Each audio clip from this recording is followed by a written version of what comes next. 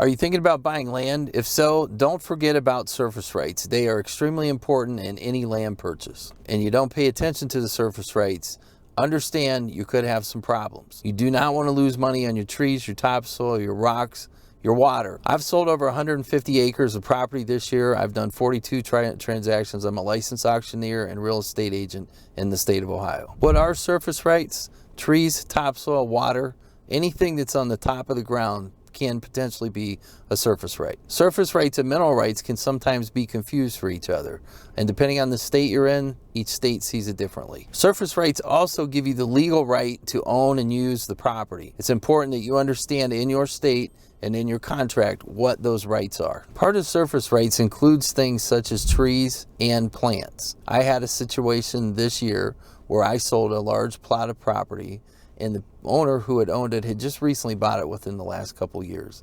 They thought they were going to start a commercial flower garden there. So they went out and they planted a lot of different bulbs in hopes of this coming spring, they would be able to harvest those flowers and sell them. In the process, they decided to sell the property. Now those surface rights transferred to the new buyer. That buyer in turn is going to reap a whole bunch of flowers this year, and they're very excited about it, by the way. But the owner did have the right and could have had the right in the contract to say that we're going to come back in the springtime and harvest those flowers. They didn't choose to do that, and they were working with a real estate agent, which was good, so they knew the rights. If you're trying to do this without an agent or on your own, make sure you ask the right questions. Not asking the question or not reading your contract can be very expensive to you. Topsoil is also another part of surface rights, again, depending on the state you're in. It can also be a mineral right in other states. Typically, topsoil is the first 4 to 12 inches of dirt underneath of the grass or the ground. It's very valuable in some areas depending on how rich it is. Topsoil is very expensive, and you want to make sure you protect it if you're buying the property. The same thing applies with crops, with a farmer. So let's say that you're selling a farm. I've sold many farms. I actually sold a farm that I own. When I sold the farm, it was in the middle of the summer. That gave the farmer the right to still come in at harvest time and take the crops off. So understand, if you're buying a piece of ground that's already in production with farm of any kind, whether it's corn, soybeans, any of that, someone may have the right to come on the property and take those crops off. Check that in the contract. Easements are a great big part of surface rights as well. Make sure you know if there are any easements on the property. An easement could be a driveway, it could be an ability for somebody to access your property or get through your property to their property. There's also easements as far as like gas, oil, electric. There's a bunch of different utilities that you have to look out for. So know, check, and make sure the easements on any property you're thinking of buying, you know what they are, you know how long they go for, and you know how they're going to affect your life. If you don't own the mineral rights to the property, it's possible that the person that does own the mineral rights could come onto your property and be able to access those mineral rights, such as oil. That's a big thing, oil and gas. You have to be very specific if you don't own the mineral rights. You have to know that you're going to be able to be reimbursed for any damage that may be done. I'm going to take you and show you a scenario right now. We're going to drive to it, and you'll understand what I'm talking about much better when you see this. So if you look out there, you'll see that it's partially wooded. This has been this way for a long time, so it's part farm field and it's part wooded area. There's a new owner of this property, and I'm going to take you up here around the corner. I'm not implying that they're doing anything wrong, but I want you to understand that if you own this property, this could happen to you if you didn't own the surface rights. There's a lot of trees, and people will sell the trees. They'll sell them for lumber, they'll sell them for firewood. Now I'd like to ask you to look ahead here, and you'll see the thick smoke that we're about to roll into. This is the issue when you don't own surface rights, or when you own a property that's next to someone that may be doing logging or tearing down a large forest, which is what appears to be happening. I don't know if you can see how much smoke there is, but this has been going on for days. Watch when we turn the corner here.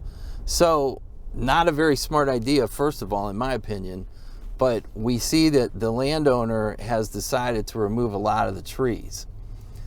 Okay, that's his right, I get it, but man, the smoke is really rolling over here. So you can see what's going on there. They're working through getting a lot of these trees off. I would question how close they are to this oil well and how safe that is. It looks kind of dangerous to me. Just know though, if you own this property and you didn't own the trees, which is not the scenario here. I'm just giving you an example.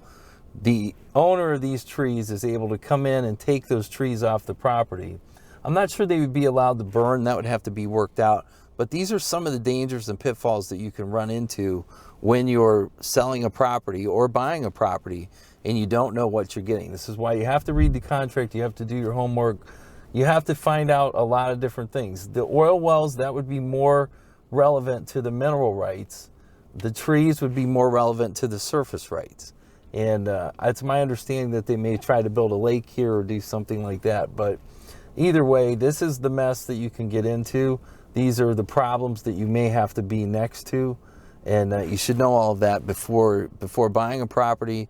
And you really have to do your homework to know who owns the trees. Hopefully you own the trees, because you want to try to own everything that you can on a property. You do not want anyone to have access to your property.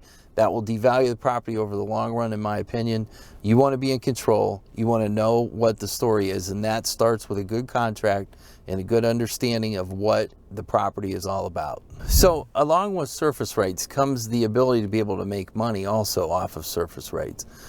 Many of the properties that I sell, they have large trees on them. There is an advantage to trees on a property. So you want to make sure that you take the time to figure out, especially if you have timber, how much that timber is worth. You can do that by calling a logging company. I sold one recently this summer. The logging company had been there and they put spray paint marks on the trees that they wanted to harvest. They gave an estimate. That made it much easier for us to sell the property and to convey the value to the buyer as to what the trees were worth at that particular time of the estimate. In my particular case, we did not sell the wood there, so the wood stayed on the property, but that was built-in equity. So just know that if you see big trees, it's worth your time to call a logging company and check it out, because that's going to be money in your pocket, especially if the seller is willing to allow you to have the trees or the timber. That's money in your pocket.